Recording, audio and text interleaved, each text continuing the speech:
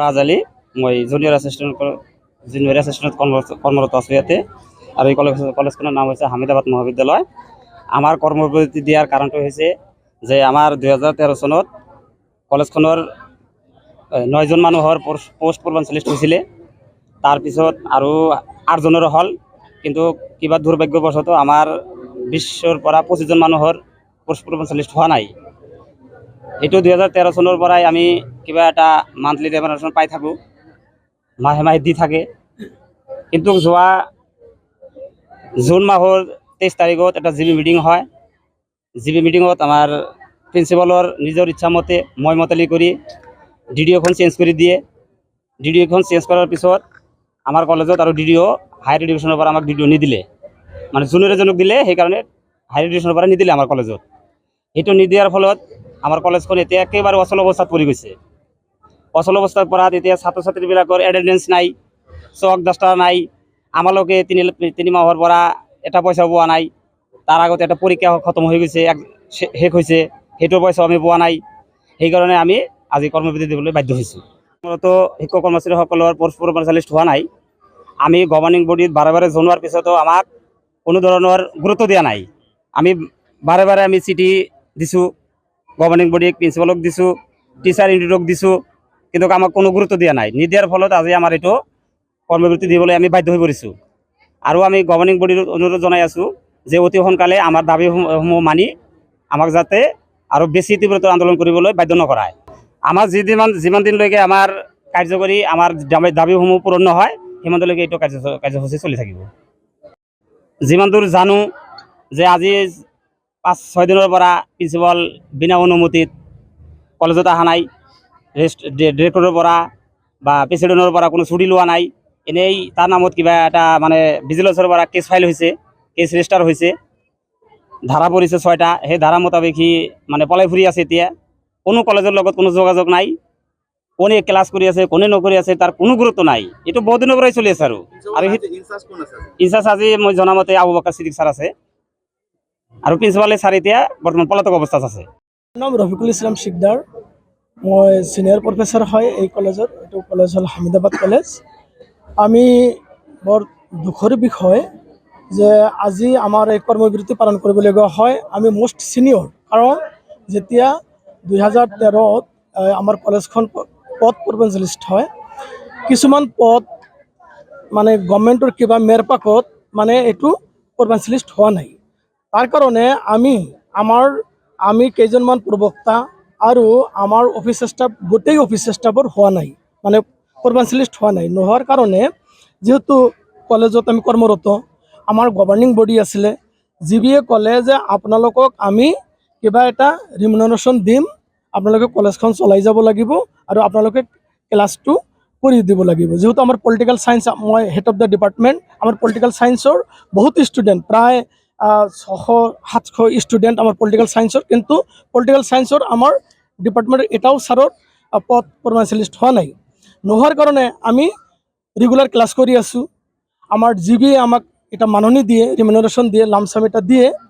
কিন্তু এইটো আমাৰ প্ৰিন্সিপালৰ মানে আপোনাৰ ডিডিঅ'শ্বিপ নাই, কাৰণ প্ৰিন্সিপালৰ তাত ফাইনেন্স পাৱাৰ নথকাৰ কাৰণে মষ্ট ছিনিয়ৰৰ পৰা আমাক ডিডিঅ' দিয়ে, আৰু সেই ডিডিঅ'ৰ জৰিয়তে আমাৰ জিবিৰ প্ৰেচিডেণ্টে আমাক লামচাম এটা ৰিমুনাৰেশ্যন দিয়ে। সেইটো লৈ আমি ক্লাছ কৰি আছোঁ।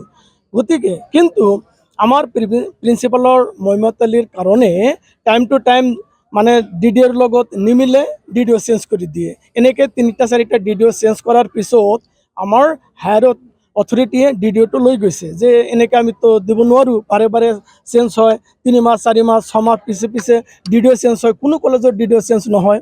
তাৰ কাৰণে আমাৰ হায়াৰ এডুকেশ্যন ডিডিঅ'টো লৈ গৈছে।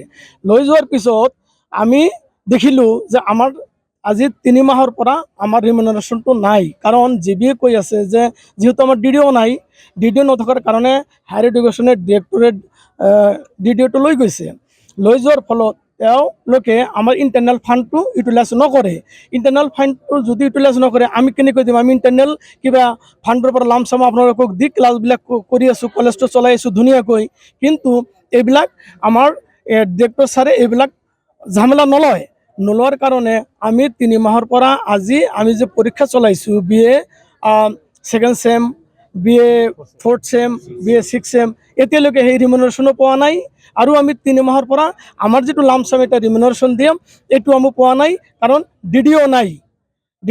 এইটো হায়াৰ অথৰিটিৰ দোষ নহয়, কাৰণ আমাৰহে দোষ। আমি বাৰে বাৰে আমি DDO মানে চেঞ্জ কৰে আমাৰ গভৰ্নিং বডি, তাৰ কাৰণে তেওঁলোকে খঙতে লৈ গৈছে যে কেনেকৈ কথা, অসমৰ কোনো কলেজত DDO চেঞ্জ নহয়, এই কলেজত 4-5টা DDO চেঞ্জ হ'ল, সেইকাৰণে তেওঁলোকে লৈ গৈছে।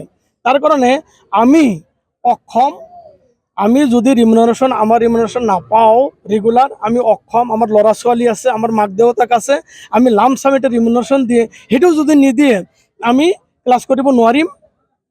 আমি কেনেকৈ আমি মানে নাখাই আমি ক্লাছ কৰিম, যেহেতু আমাৰ গভৰ্ণমেণ্টেও আমাৰ 1 টকাও নিদিয়ে।